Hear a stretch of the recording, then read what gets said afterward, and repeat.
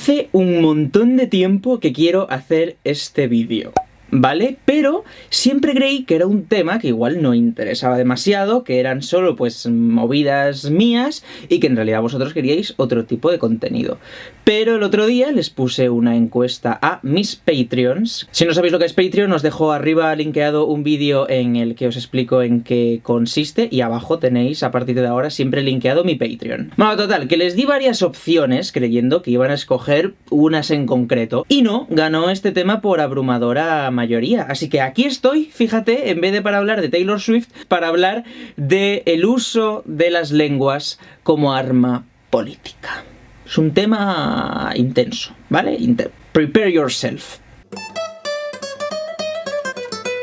No siempre se habló italiano en Italia, no siempre se habló castellano en la península ibérica y no siempre se habló inglés en las Islas Británicas. Nuestro presente cultural es el fin de muchas cosas que sucedieron. Y sin ánimo de remontarme al latín, de donde surgen muchas de nuestras lenguas cooficiales, sí que me voy a trasladar a la época feudal, a la Edad Media básicamente. La organización feudalista tenía sus ventajas y sus inconvenientes que creo que no es necesario enumerar ahora, pero sí que es verdad que tenía una gran ventaja organizativa.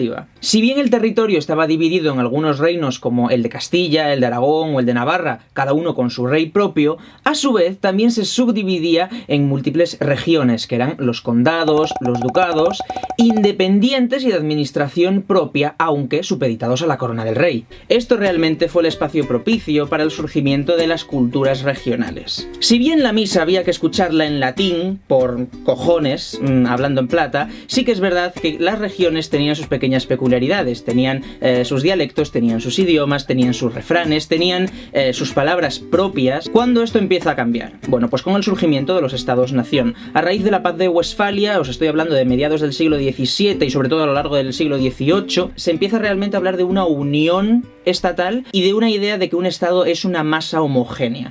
Vale, creo que lo primero que tenemos que hacer aquí es distinguir entre estado y nación, que son dos términos que igual no se dominan demasiado. Los estados son divisiones administrativas que hacemos de nuestro planeta a través de fronteras. Pequeños núcleos independientes que organizan sus legislaciones, su reparto burocrático, administrativo, presupuestario. Esos son estados. La nación es algo mucho más complejo de explicar. Cuando hablamos de nación estaríamos hablando principalmente de un conjunto de personas que conviven en un territorio determinado y que tienen unos valores en común, ¿no? Como pueden ser la historia, el idioma, la cultura, etc. Y resalto el idioma porque realmente el idioma es uno de los rasgos principales desde el punto de vista de identificar una nación. Por eso el idioma es una de las cosas que tienen más controversia, porque al final la gastronomía, por ejemplo, también separa las naciones, pero no es tan conflictiva. Un movimiento nacionalista no va a tomar la gastronomía como el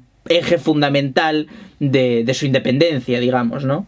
Y vosotros diréis, Sebastián, pedazo de introducción nos estás metiendo para hablar de los idiomas. Claro, pero es que es importante, entendiendo que el idioma es uno de los rasgos fundamentales de una concepción como nación, digamos, y que en el mundo se calcula que hay entre 5.000 y 6.000 idiomas reconocidos. Las cuentas matemáticas salen solas, porque estamos hablando de 5.000, 6.000 idiomas en 198 estados reconocidos por la ONU.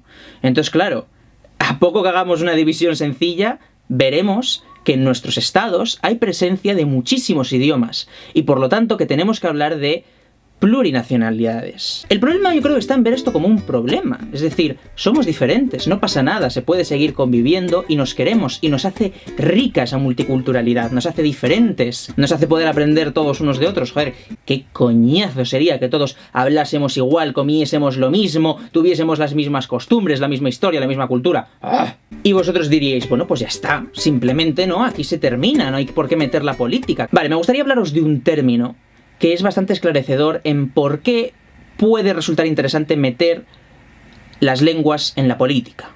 Meterlas bien, evidentemente. Y ese término es la diglosia. La diglosia es una situación en la que dos o más lenguas conviven en un mismo territorio. De tal forma que, por gozar una de ellas de mayor prestigio social, ejerce una opresión sobre la otra. El colingüismo nunca se reparte con exactitud. Siempre una de las dos lenguas le come más facetas a la otra. Galicia es el caso más claro. Históricamente el gallego se asume como la lengua de la región rural, del campo, de la clase baja, y el castellano como la lengua culta, la lengua de los estudios, la lengua de Madrid. Y eso hace que aunque el 80% de los gallegos reconocen que el gallego es su idioma materno, el idioma en el que se les educó, gran parte de ellos no lo apliquen en su día a día. Que no lo apliquen en el habla, pero que tampoco escriban en gallego, no lean en gallego, no consuman cultura en gallego, no vean la televisión en gallego, no escuchen música, cine, etcétera, en gallego. Esto es muy triste si lo piensas. Y esto está produciendo una auténtica pérdida cultural. Y esto es una tragedia, ¿de acuerdo? Esto hay que entenderlo. Y por eso en muchas ocasiones es importante que la política se meta en los idiomas. Porque si no hay una política de normalización lingüística de ese idioma en la sociedad, se puede acabar perdiendo. Y si el idioma se pierde la cultura. Francia es el perfecto ejemplo de cómo un tipo de política concreto puede producir un auténtico genocidio cultural. En palabras de un profesor de historia que yo tuve en la carrera, el señor Bahamonde, que hablaba realmente de cómo Francia había llevado a cabo un genocidio cultural. Francia lleva varias repúblicas consecutivas instaurando un modelo muy centralista, en la que Francia es una gran nación homogénea, y lo más importante es el francés y la historia de Francia. ¿Esto qué produce? Produce que las demás lenguas que coexisten en Francia, que las hay, por supuesto, estén muriendo a una velocidad alarmante. Yo voy a coger el ejemplo del occitano, porque es el que más me toca. El occitano es una lengua romance que proviene del latín, que se extendía desde la cuenca del río Loira hacia abajo. La mitad de Francia hablaba occitano. Sin embargo, ¿qué pasa? La política del Estado francés de primar la centralidad y la idea de una Francia única y homogénea mató completamente el occitano. Pero completamente. No se aprendía en las escuelas. Hasta el punto de que mis abuelos, por ejemplo, saben hablar occitano, pero dudo mucho que sepan escribirlo, por ejemplo. Mi madre, por ejemplo, todavía lo entiende y lo habla. Yo ya no.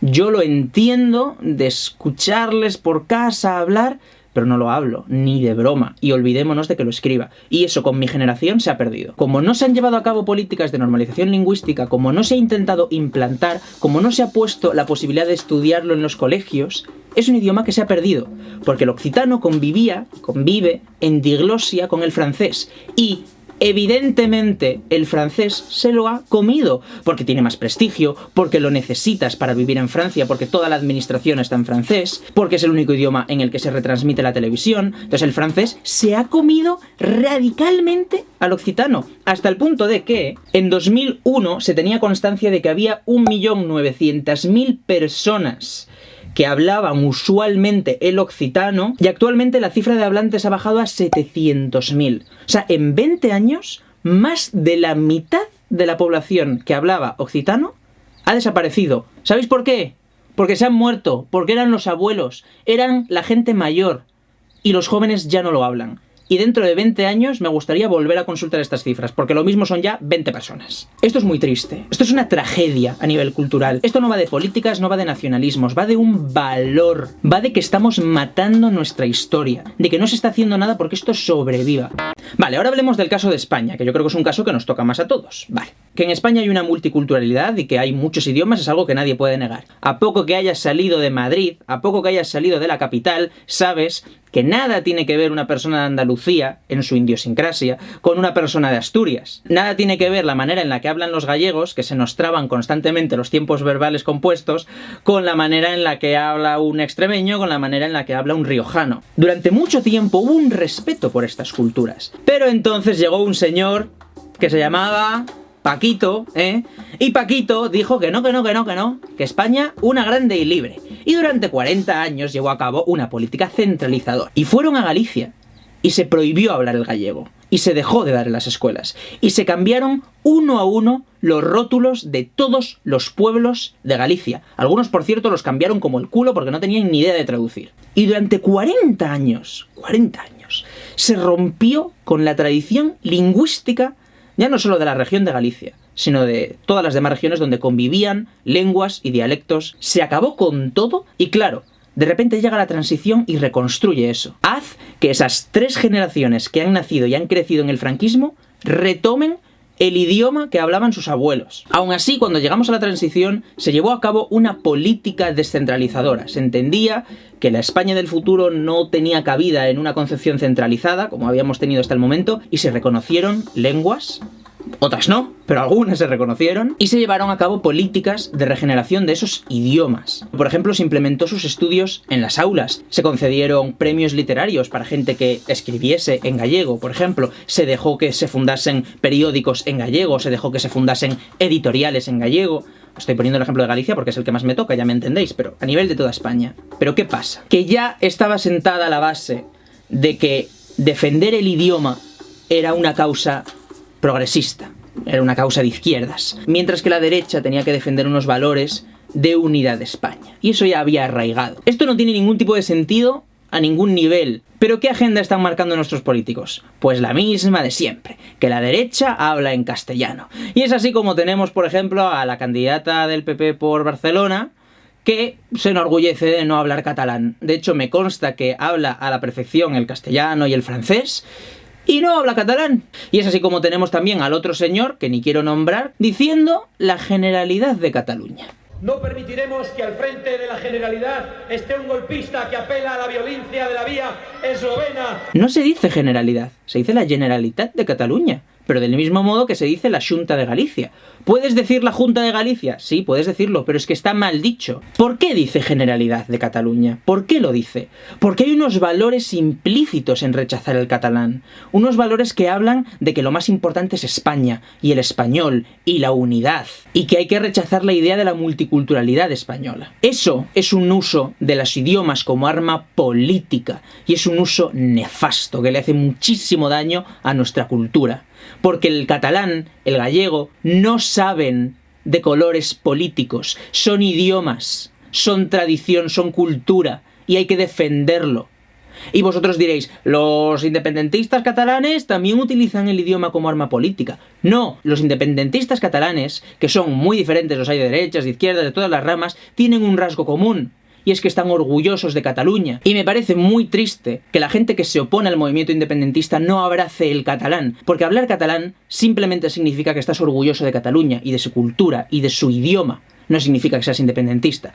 Y me gustaría, de aquí a un futuro cercano, ver a más dirigentes de derechas abrazando la cultura regional para que no se pierda. Y el que quiera ver que por hablar catalán eres independentista, está teniendo unos prejuicios de la Virgen. Los mismos prejuicios de aquellos que dicen que si hablas gallego eres un paleto de pueblo. ¿Y vamos a sucumbir a esos prejuicios? O sea, como no quiero que me identifiquen con una rama concreta de la política, voy a dejar de hablar catalán.